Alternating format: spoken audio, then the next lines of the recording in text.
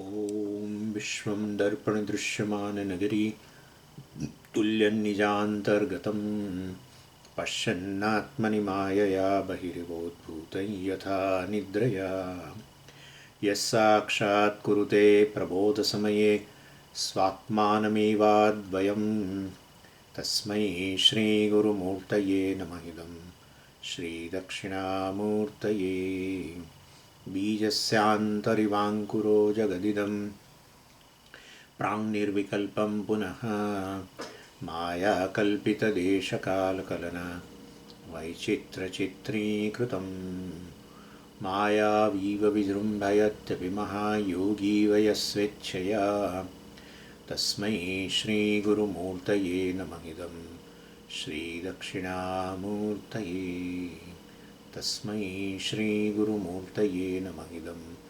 श्रीदक्षिणामूर्तये ॐ सहनाववतु सहनौ भुनक्तु सह वीर्यङ्करवावहै तेजस्विनावधीतमस्तु मा विद्विषावहै ॐ शान्तिः शान्तिः शान्तिः सदाशिवसमारम्भां शङ्कराचार्यमध्यमाम् अस्मदाचार्यपर्यन्तां वन्दे गुरुपरम्पराम् ॐ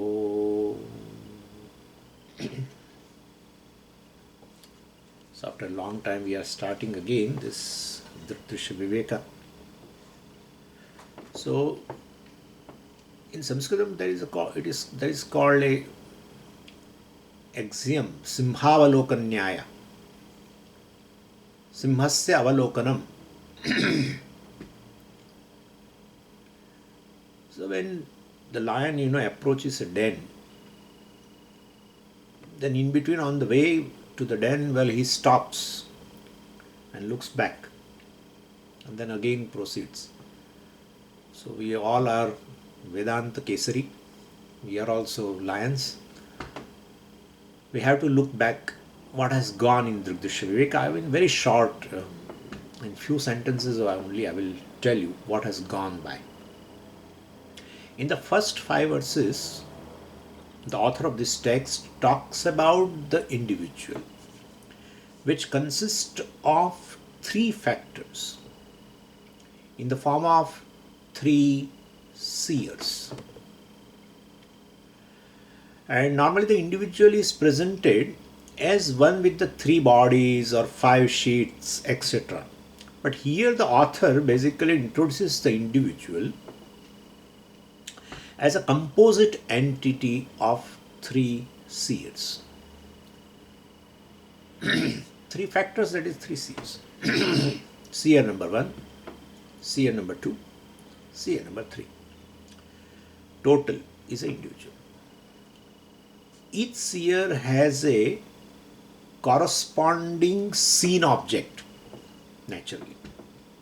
If every seer has just one seen object, same seen object, then there cannot be difference. And therefore, each seer has got a corresponding seen object also. And of these 3 seers, 2 are relative seers. And 1 is the absolute seer, the real seer. So we have got now 3 seer-seen pairs. And then author enumerates them just in these first 5 verses. The first pair is a sense organs as a seer and the external world as a seen. Rupam, Drshyam, Lochanam, Druk, you know all this. Tad Drshyam, Draktu eva Manasam, etc. Very first verse itself describes this. Anyway, so author enumerates them. The first pair is this sense organ and the external world. Sense organ is a seer, external world is a seen. The second pair in which the mind is a seer and the sense organs are the seen. The third pair is the Sakshi, the seer, and the mind, the seen. Thus the sense organs basically are seer number 1, the mind is the seer number 2, and the witness consciousness is seer number 3. The first two, the sense organs and the mind, they are relative seers, because sense organs are the seer with respect to the external world, but with respect to the mind, sense organs are the seen. Mind is also, well, basically is a seer with respect to sense organs, and then you should say even world also. But with respect to the Sakshi, the mind is also seen. And therefore, basically these two, the mind, the seer number 2, and the sense organ, seer number 1, they are basically relative seers. Anyway, so mind also plays a twofold role of a seer and seen. Sense organs also play a twofold role of a seer and seen. So, but Sakshi basically is never the seen, and it is ever the seer. Therefore, Sakshi is absolute seer. Then the author nicely introduced 3 seers. I mean, this is the in these verses, and points out that Sakshi is a seerless seer or absolute seer. Mind is a seer, but mind has a seer. Sense organs is a seer, but sense organs have seer. Yeah. Right? And therefore, can you understand what I am saying?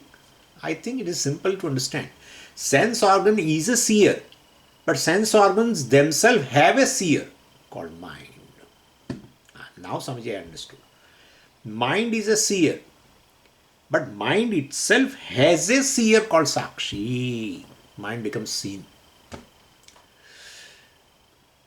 And this Sakshi is the absolute seer.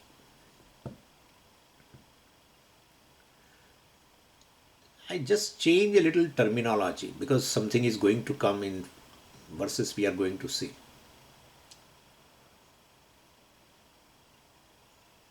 Sakshi is a seer of a mind, I said, right?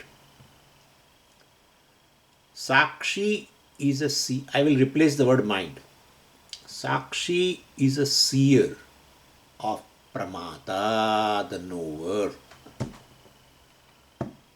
This is thing we should understand.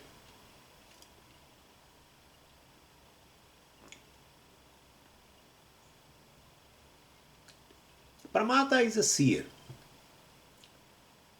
knower. An external world, senses, etc., or external world, let us say, is known. Sense organ, we will call them pramana at that time. I will replace it. This is just for your knowledge. Sakshi is a seer of a pramata. Pramata is a seer of the external world through pramana called sense organs. Therefore, external world is a prameya, sense organ is a pramana, mind is a pramata. Clear? And the Sakshi is a one who is distinct from the pramata, the pramanam, and prameya. This is, by the way, you just keep this thing in a side, you keep a note, because I am going to talk about it a little later. Anyway, but of course in first 5 verses, 3 seers have been introduced. And thereafter author is defining the nature of this absolute seer also. And Sakshi, the absolute seer, is in the form of a pure consciousness. It doesn't have a beginning or end. It is eternal consciousness. So it doesn't have any connection with the body. Body has a beginning and end, and where this Sakshi is an independent entity pervading and living the body, etc. It doesn't have a birth, death, etc. Anyway, so it is all pervading consciousness, which is formless. Body mind has a form. Anyway, this is first 5 verses. We can't go further. It will be too much. Then, means after the topic of this composition of an individual, which is nothing but this threefold seers, from 6th verse to the 12th verse now. Author talks about the mechanism behind the arrival of 3 seers or formation of 3 seers. How are they formed? How do these 3 seers originate? What are their functions? What are their roles? What are their activities? So the activities of these 3 seers only make up the life of an individual. So author talks about the formation and function of these 3 seers in verses 6 to 12. Of these 3 seers, the third one, Sakshi, is never formed. It's all the time there. It is never formed in time. It's always present and it always illumines the mind. The illumining function on the part of seer is also not an action in time, but it is always there. Sakshi illumines whatever is around, and if there is nothing, it illumines nothingness. If mind arises, well, it illumines. Mind resolves, it illumines the nothingness. Sakshi is ever illuminator without doing an action of illumining. Please understand. If Sakshi is doing a function of illumining, it will be within time.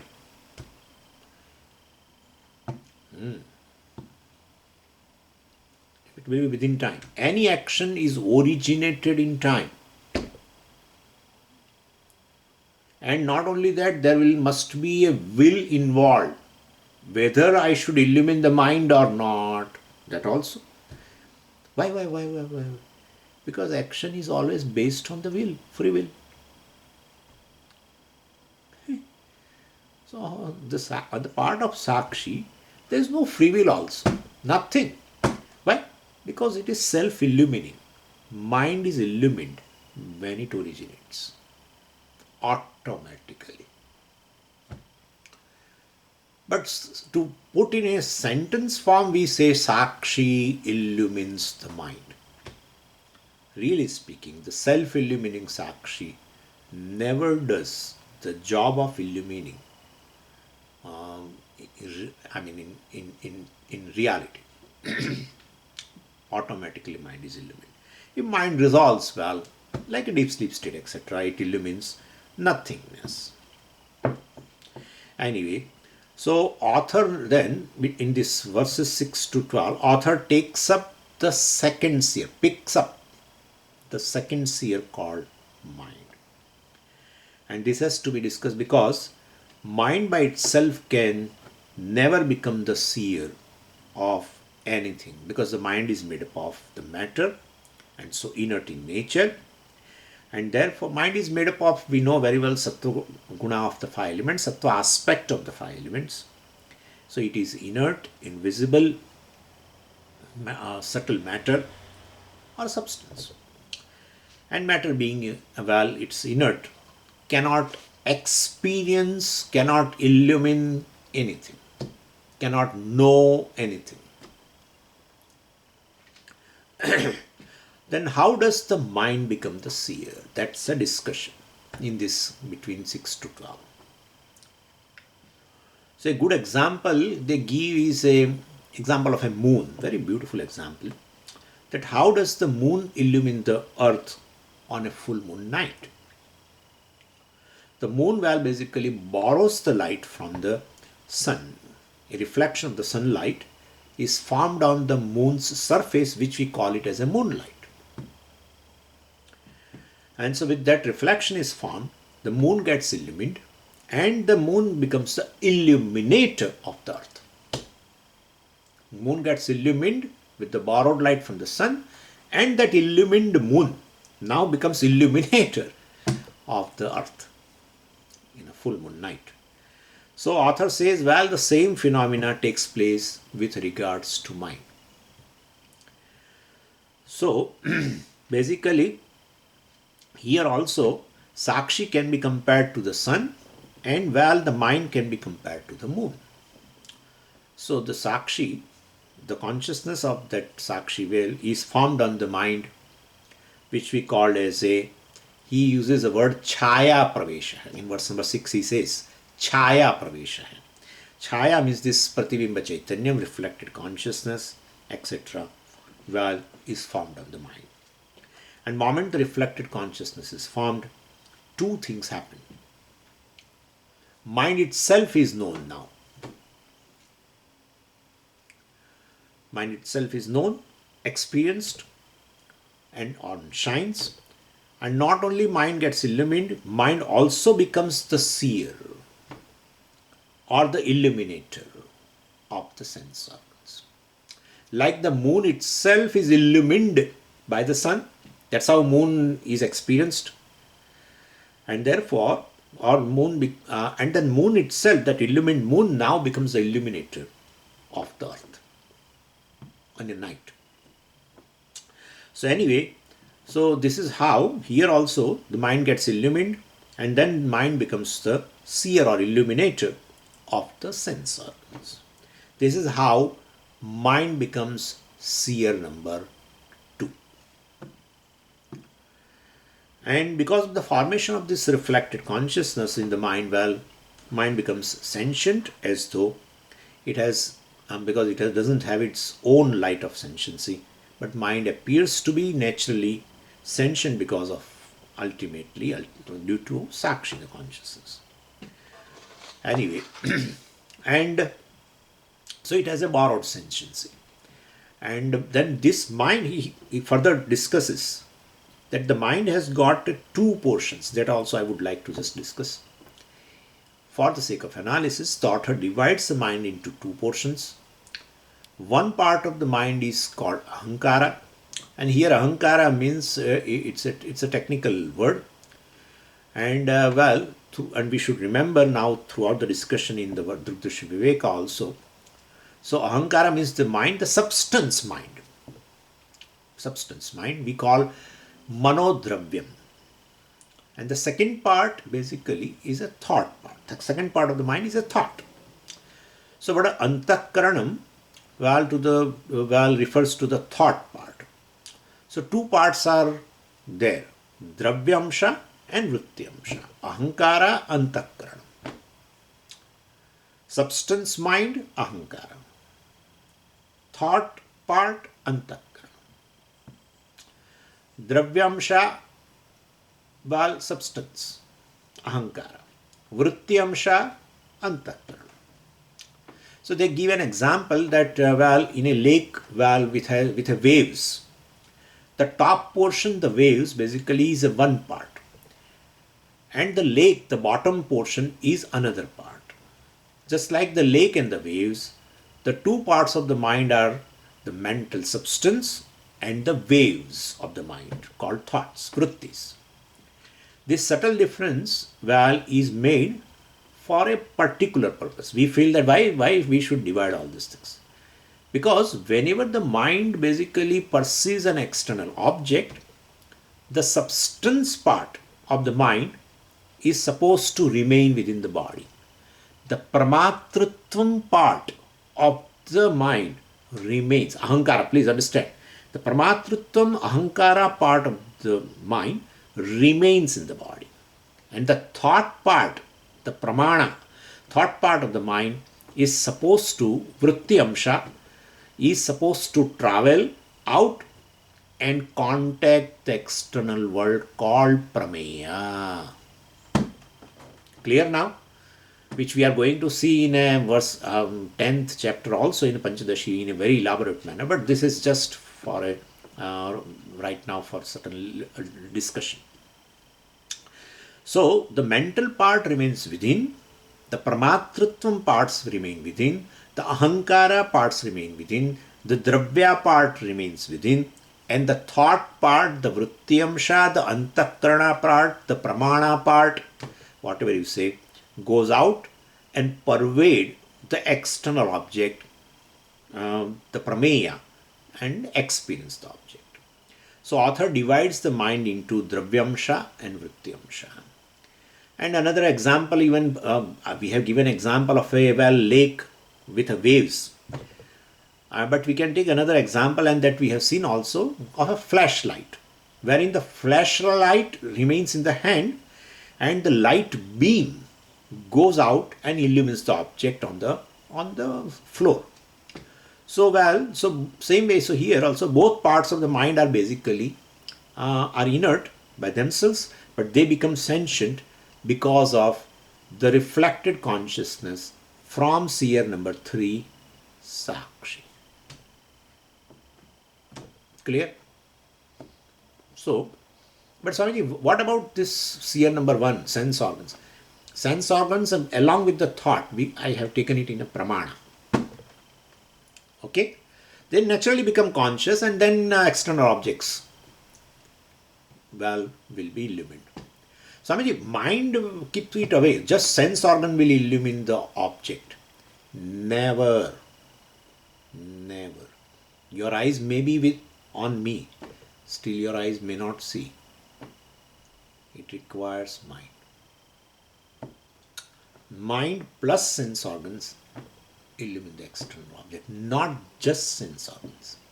Never. Ears without mind cannot listen.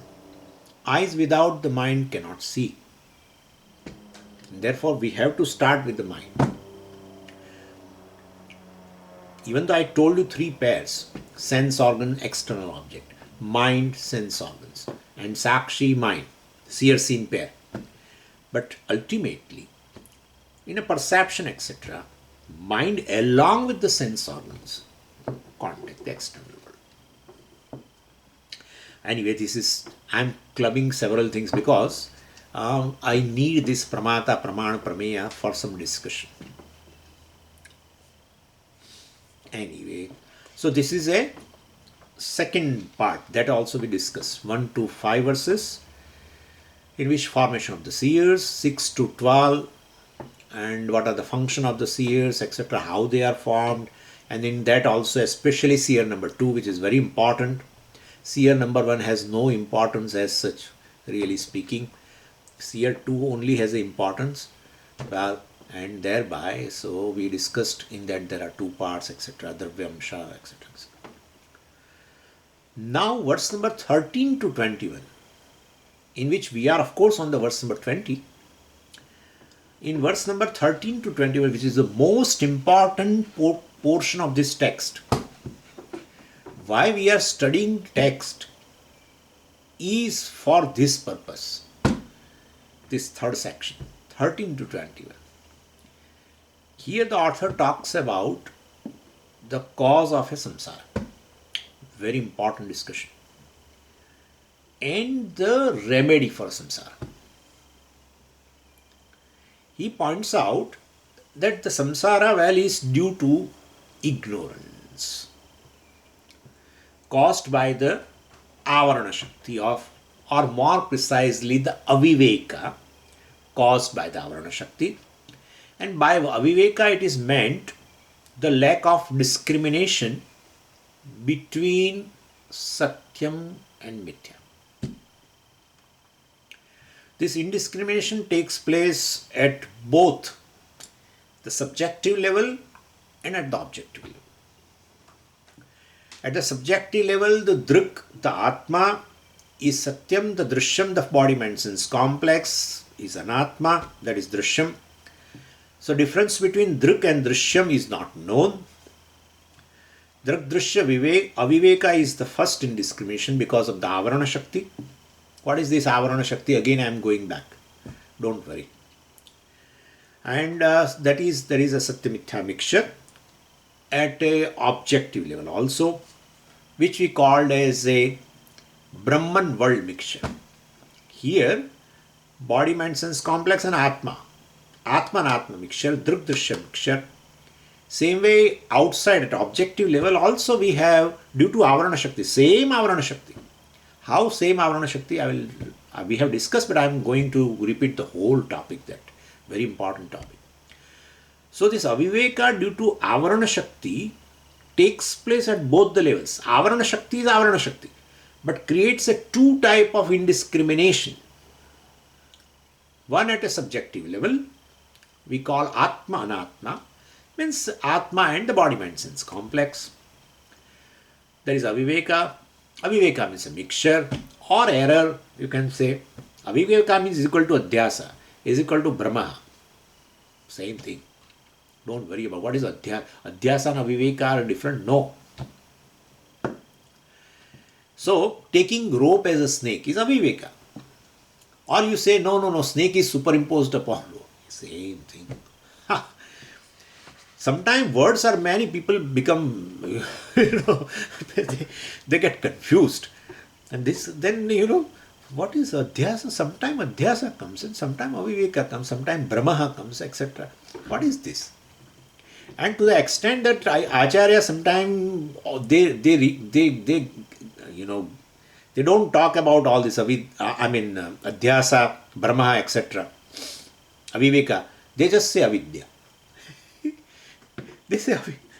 So, but we should understand, Avidya is this Avarana Shakti which generates Aviveka. How? That we'll see. Anyway, so Drsya Aviveka is the first indiscrimination that is caused by Avarana Shakti, and there is Satya-mithya, same problem, mixture at the objective level, Brahman world mixture also. And so difference between the Brahman and the world, names and forms also, is not known. So that is the second indiscrimination, again caused by the Avarana Shakti. And so from verse 20, actually, author enters into this second Aviveka. So in the 20th verse, well, he basically points out that when we experience this world, creation, outside it is not the pure world that is experienced, but it is world mixed with the Brahman, the cause. So I have to discuss now, independent of this, this verse 20, the creation, cause and effect. And there we will bring into Avarana Shakti and everything, and so it will be very clear to you. What is creation now? Let's discuss this. No, Swamiji, you have discussed. I am sure you must have forgotten, because I also forgot. Okay, so creation, very important aspect, and that is why most of the Upanishad discusses creation.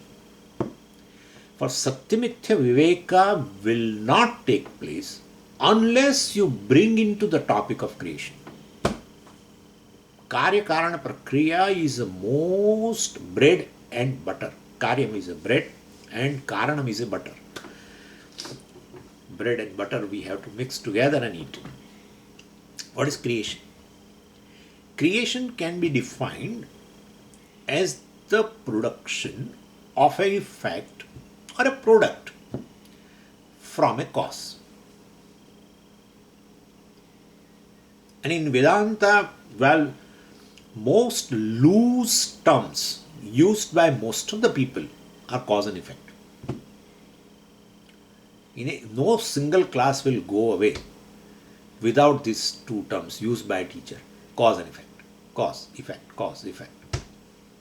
All the time. Anyway, so when an effect is produced out of the cause, what happens exactly? What is the mechanism? So words cause effect, I said, very common. Now let's take an example of our potter who making a variety of the earthenware, pot, jug, etc. Lead. from clay.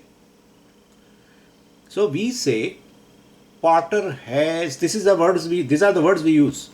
Potter has created pot from the cause clay. He has created many pots from clay.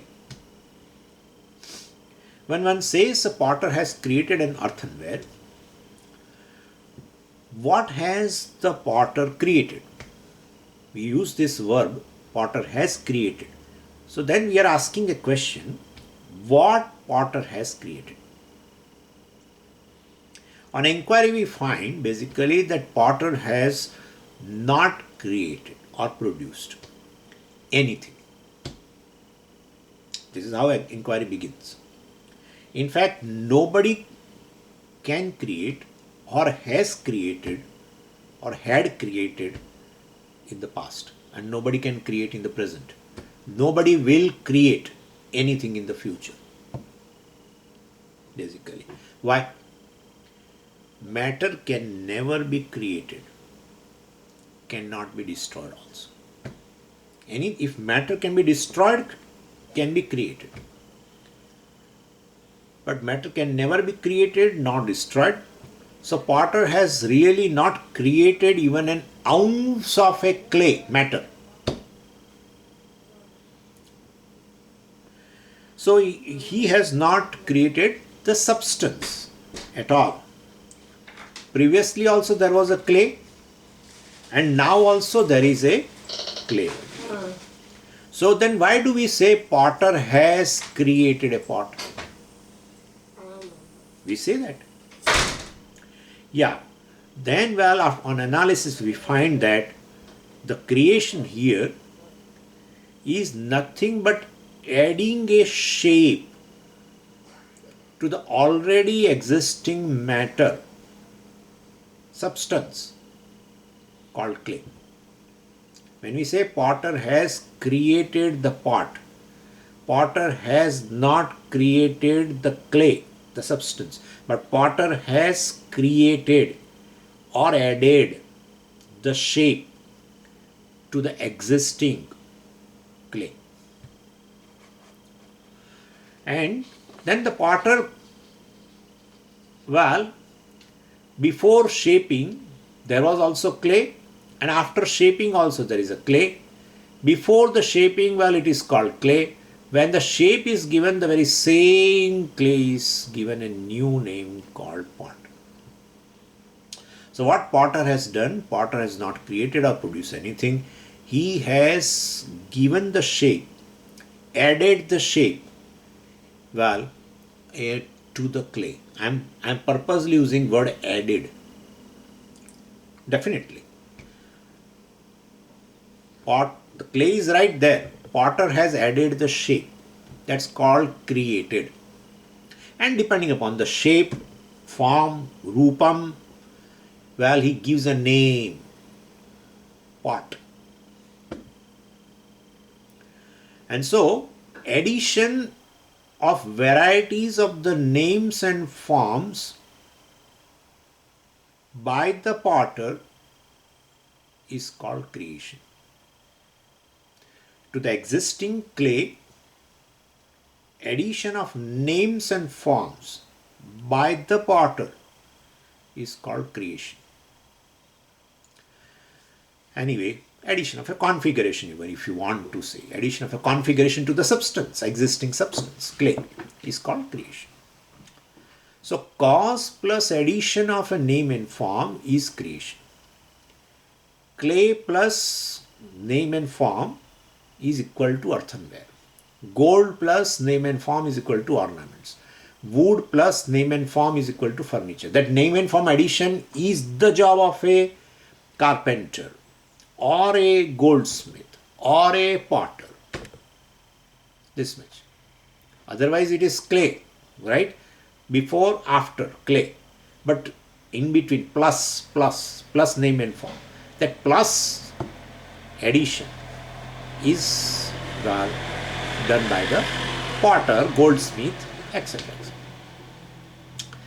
This is the first part.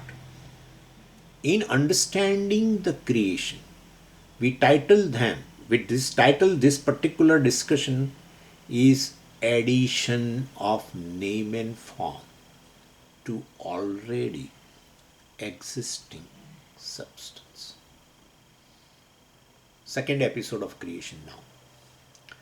Potter, well, does not produce anything and he gives the shape, adds the shape.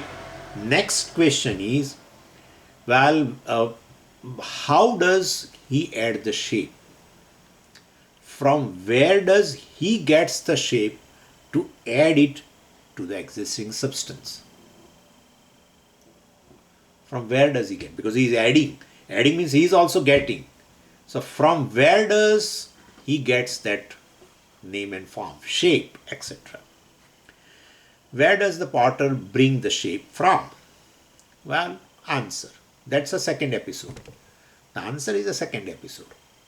The shape is not added by the potter. Shape is not, see, what I am discussing has a connection with our samsara nivrutti. You imagine. What this has a connection to my fear or my jealousy? What this it has a connection. So shape is not added by the potter. All shapes basically are already present in the clay. The very spherical clay basically has all geometrical shapes in a potential form. Spherical shape is nothing but all the shapes in unmanifest form. So clay contains all the names and forms of earthenware in potential condition. In Sanskritam we call avyaktam, avyakta nama rupani. They are very much there in that spherical clay, spherical wet clay. They are already there. Avyakta nama rupani. I am adding one more sentence. This avyakta nama rupani, the unmanifest names and forms are non-separate from the substance called clay. Clear? Is it clear? Anyway. So basically clay contains all the names and forms of earthenware in potential condition. We call avyaktanama rupani. So potter, well, basically does not do anything to the substance clay, but he does not add also any shape, etc., or names and forms. He doesn't add also, but he only brings these unmanifest names and forms which are present in the clay, non-separate from the clay, brings into manifestation. That's it. And so nothing is produced including names and forms. Names and forms also are not produced. The substance also is not produced. They are right there. All the names and forms are right there, unmanifest, non-separate from the substance clay, have been brought into manifestation by the potter. So substance plus unmanifest name and form is called cause. The same clay with all unmanifest names and forms, unmanifest earthenware, is called cause. The same substance clay plus manifest name and form is called effect. That's it. So what is the benefit of the efforts of the potter? Well, he neither creates the clay, he neither creates names and forms, he has only changed the unmanifest names and forms into manifest names and forms. The names and form transformation is called creation. So creation is a manifestation of a names and forms from the substance or upon the substance, because they are going to remain non-separate. Substance all remains the same before manifestation, substance remains the same after manifestation also. Unmanifest names and forms remain non-separate from the clay. Manifest names and forms, earthenware, pot, etc., remains non-separate from the clay. Substance does not undergo any transformation, any change.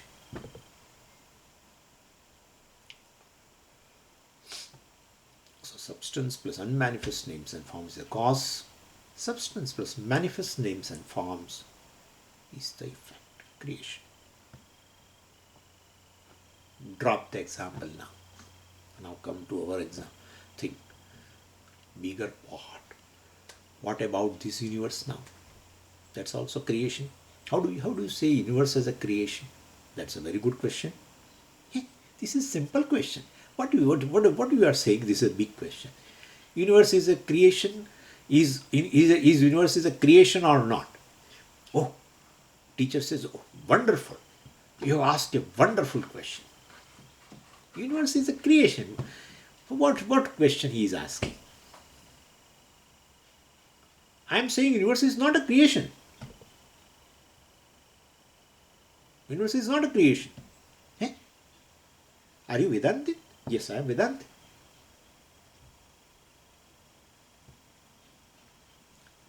If you take a support of Shastra, universe is a creation. If you don't refer to Shastra, universe is not a creation. Shastra says universe is a creation. So I say. No, I am independently telling universe is a creation. Prove it. Please prove right now. Universe is a creation. You can definitely prove pot is a creation. You witness the whole phenomena. Universe is a creation, like a pot. Prove it. Did you seek the creator creating the universe and you were witness somewhere sitting? Where the very even the space itself is a part of creation. And you were not there at all. You came after billions of years, after Big Bang or whatever. Definitely it's Apaurushaya. Shastra introduces the universe as a creation and then goes to the cause, etc. So universe also, well, what about this creation of the universe? Universe also must be the same. Like earthenware. What? Jug. What jug means what? Manifest name and form plus substance. Or substance plus manifest name and form. Now this universe, bigger earthenware, is also same basic substance, whatever may be the substance, plus manifest all names and forms. So if the universe also is a created substance, well, a product or an effect, it must be also a substance with manifest names and forms. So before the creation of the universe, the basic substance must have existed with unmanifest names and forms. Right? So, basic substance clay with the unmanifest pot and all this, unmanifest earthenware is a cause. Same way here also. So, before the creation of the universe, the basic substance must have existed with unmanifest names and forms. So, the universe right now in a current condition is a basic substance with infinite manifest names and forms. Anyway, so basically, so what is the basic substance? Well, that's a question. Very good. Shastra. Shastra says this limitless consciousness or limitless existence consciousness is the substance of the universe. That's what we are discussing now. So what is the truth of this universe? Well, Vedanta calls this basic substance Brahman. Just as a clay is a truth of the all earthenware, where substance alone is a truth, same way here the basic substance, the truth, etc. is Brahman. So from the standpoint of a whole creation, including these 5 elements and time also, the basic substance is Brahman. And what is the nature of this substance? As I told you, Satchidananda, or pure existence consciousness, which is limitless. Anyway, and therefore that is present before creation, that is present after creation. Clay is present before creation of the pot, clay is present after the creation of the pot. The basic substance does not undergo change. Only unmanifest name and form has become manifest. That is the only thing, change. So now we have the basic substance with varieties of the manifest names and forms. Or you want to add, you can add function. Name, form, function. Because Brihadaranyaka Upanishad says Nama Rupa Karma. So manifest names and forms, has appropriate function also. In fact, the name sometimes is given to refer to whatever the function of that form is. We give a name to that form to indicate the function carried out by that form. We give names like that. Right? So Meenakshi means Meenakshi, a form. We give a name, Meenakshi, because it has a characteristic of a mean Akshi. No, Swamiji, it is not like that. I'm just joking. Generally, because name is coined by the human being. Name is unmanifest, we don't say. But anyway, as the form appears from the basic substance, manifest, the human being basically gives some name. And that is important to carry out the transaction. Vyavhara. Vyavharastu shabda prayogaha. Shabda, name. Name has to be given.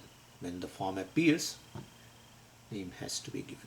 Sometimes human being gives the name to that form depending upon its function. Anyway, so now what is the universe? Brahman, basic substance, plus manifest, infinite manifest names, forms. Before creation, Brahman plus unmanifest names, infinite unmanifest names and forms. So Brahman plus infinite names and forms, unmanifest names and forms, is the cause. Brahman plus infinite manifest names and forms is the effect, creation, product. Now, technical name for these unmanifest names and forms, just I'm referring out to unmanifest names and forms, keeping aside this Brahman. The technical name for these unmanifest names and forms, of course non-separate from the substance, basic substance, Brahman, is Maya. Maya is non-separate, we say. So this Maya, means these unmanifest names and forms, is we call Maya. So Brahman plus unmanifest names and form, Maya, is the cause of the creation. Brahman plus unmanifest names and forms is equal to Ishvara, is the cause of the creation.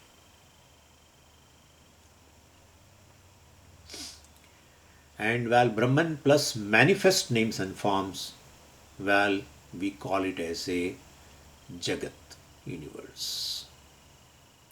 So Ishvara alone has become this Jagat, universe.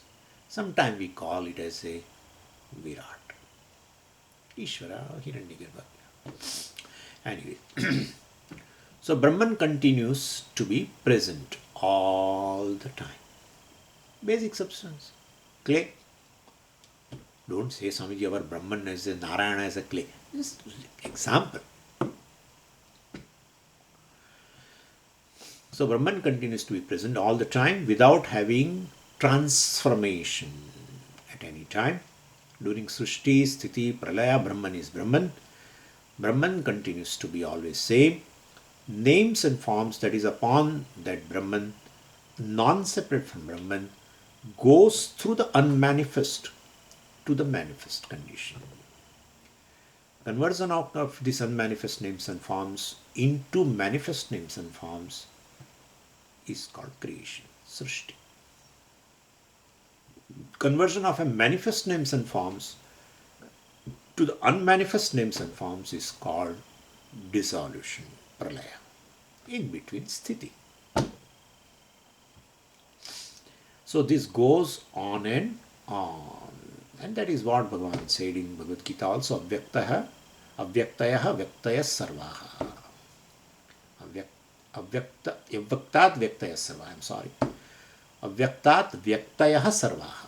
Prabhavanti ahaha agame. When the day arises of a Brahmaji, when Brahmaji wakes up, then Srishti, Creator wakes up. So whole creation, when he goes to sleep. Avyaktat vyaktaya sarvaha avyaktat vyaktaya sarvaha prabhavanti ahaha agame. Ratri agame. Vilayanti. Brahmaji is Ratri, goes to sleep. Creator goes to sleep means creation resolves. And like that, he also resolves one day. Every day wakes up and sleep, wakes up and sleep. One day he sleeps for sleep. 100 years, 120 years of Brahmaji, my God. Anyway, so there is only Brahman. In unmanifest condition, in a causal condition, after creation, what is there in reality is just clay. There is Brahman only. In one condition it is called Ishvara, in other condition we call universe, Jagat. That's it. Either Ishvara, either Jagat, the substance is Brahman, non-negatable. That's called Satyam.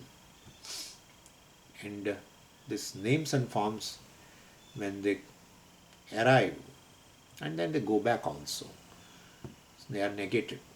Agama pai, come and go, is mithya.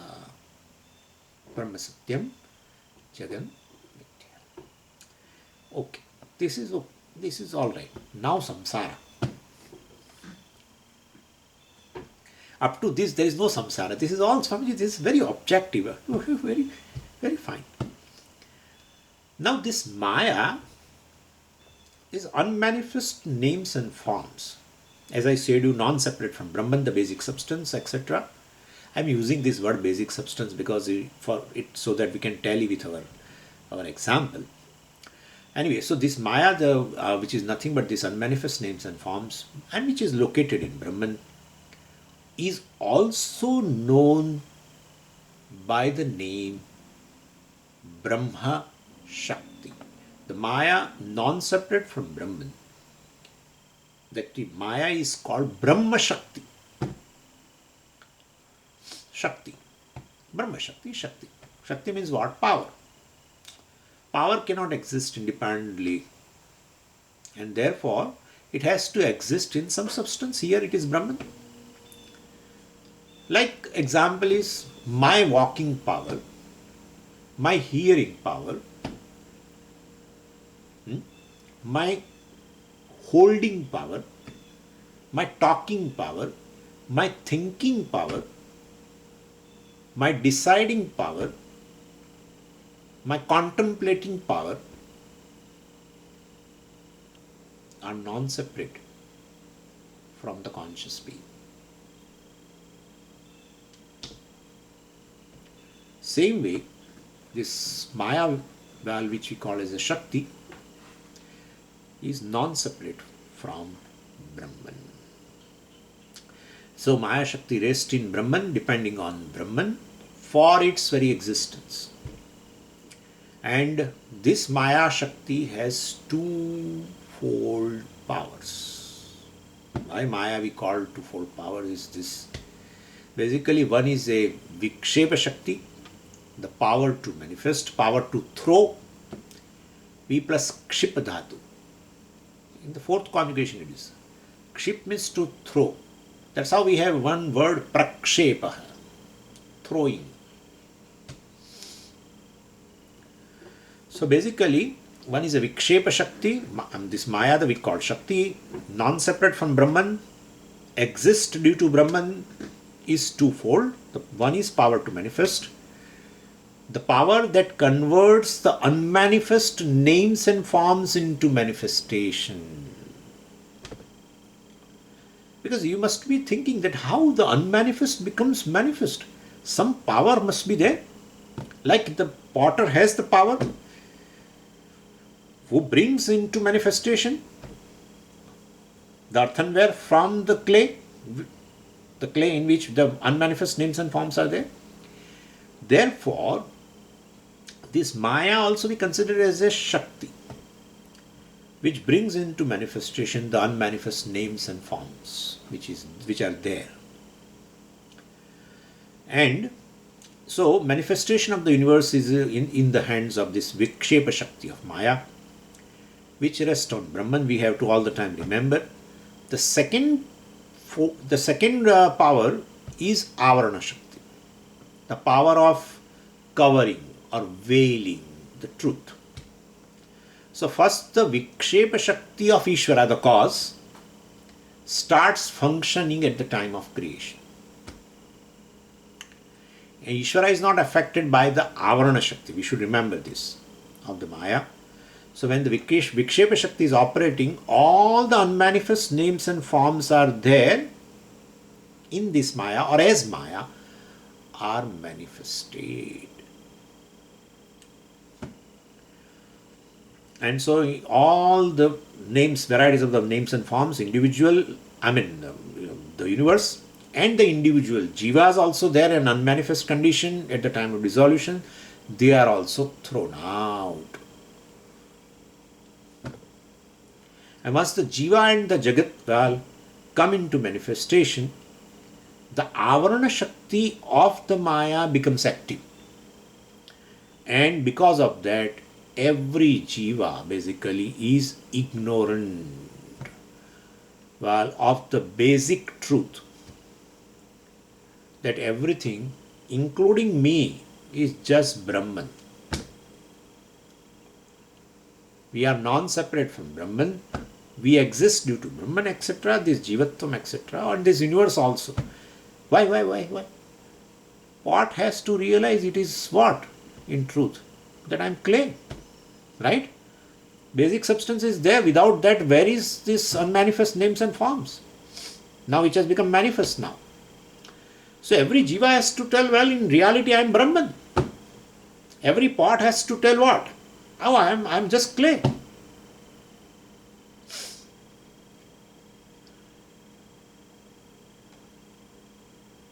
And therefore, basically here, so every jiva is ignorant of this basic truth that everything is Brahman, everything outside, everything is Brahman plus names and forms, and I am also Brahman plus this name and form. In reality, I am Brahman. Pot has to say, in reality, I am clay with this particular name and form. Name and form is not reality at all. It's an appearance. And so, but that jiva doesn't know that outside the world are also is a mixture of Brahman, the basic substance, plus names and forms. No, he doesn't know. And here also he doesn't know, at a subjective level also, he doesn't know that I am Brahman.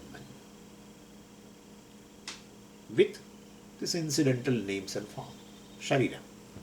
He doesn't know. Twofold aviveka arise due to Avarana Shakti of Maya. That Avarana Shakti is called ignorance, avidya. So due to avidya, at a subjective level also, he takes the body mind sense complex as the reality, as the self, and outside also he takes the names and forms itself as the reality, leaving behind Brahman. The very basic substance is forgot, which is the reality in fact. All the names and forms are non-separate. No pot is away from the clay. And so, due to avidya, avarana shakti, this happens. And then, well, whole duality has arisen. Once you take the body mind sense complex as yourself, the entire world, including this jabba, is non-self. I am body mind sense complex, and for this I use the word this. For this I use the word this. Dvaitam. The self-ignorance leads to Drsya, leads to Dvaitam. Swamiji, Drsya or Brahma, Brahma. Or error, error. Whatever you say. Aviveka, yes, aviveka. Taking one thing as another. So ultimately, self-ignorance leads to Dvaitam, Dvaita Prapancha. Dvaitat hi bhayam bhavati. Samsara has come. Wow. Not just bhayam, because that is in the Upanishad. All bhayam is a upalakshana of all problems. It's a just upalakshana. Taking body mind sense complex as the self, which is just an appearance on the Brahman, that is I, basic substance. If you take this as I, my God, all limitations of time arise. Fear of death. Don't talk about fear of death all the time. It will come, we'll see. Why you are bothering? Okay.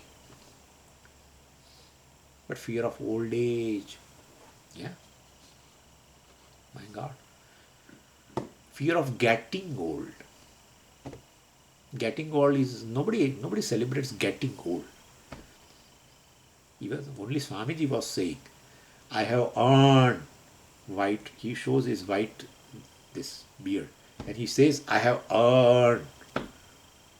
No one says a single white hair on your head, turning that black into grey or white, whatever. My God, he won't eat, he or she, whatever. All samsara, entire. Mind plus organs of action do all actions. I am just basic substance. I don't do anything. What is done by the name and form? The function belongs to name and form, I already told you. All the karmas, walking, talking, thinking, going, holding, all are done by Anatma only. No. I am body mind sense. I am karta. Another samsara. Guilt. Why did I do this and why I didn't do this? Mind plus sense organs combined together will have a bhoktrutva. In my presence they function, but I don't know the reality due to avarana shakti. I don't know that I am Brahman. And therefore, I take myself as a seer, hearer, bhokta, experiencer. And well, hurt arises because you see something. Somebody did, that's it. In a dining hall, somebody did, that's it. Or somebody ignored. You are going like this, somebody is coming, person known. But today somehow, something happened. And he sees like that. That's it. Kimaham sadhuna karavam, kimaham papam akaravam. Entire samsara is due to Avarana Shakti of Maya. The Vikshepa Shakti of Maya has thrown the Jiva and the Jagat both. But Jiva and Jagat, both names and forms, are nothing but the basic substance, Brahman. Because Maya itself is non-separate from Brahman. From Maya through the Vikshepa Shakti, this all unmanifest Jivas and Jagat, everything came out. But Jiva should at least tell, being a conscious entity, well, I am Brahman and everything is Brahman. We are basic substance, nothing else. No. Avarana Shakti operates. After Ishvara creates, Avarana Shakti does not cover Ishvara. Avarana Shakti covers this Jiva. Avidya, Dvaitam, all this. Therefore, the cause of samsara is this. Remedy is this. What is it? Cause and remedy is? No, aviveka. Avidya is a cause, aviveka is a cause. Between the drik and drishyam, aviveka is a cause between Brahman and the world, at objective level. Here, this is drik and drishyam, atmanatma at a subjective level. Arisen due to Avarana Shakti, ajnanam. The solution is jnanam. Is the solution. Bring a viveka, drik drishya, viveka. Om Purnamadav Purnamidam Purnat Purnamudachyate Purnasya Purnamadhaya Purnamevavashishyate. Om Shanti Shanti Shanti. Harihi Om Shri Gurubhyo Namaha. Harihi Om.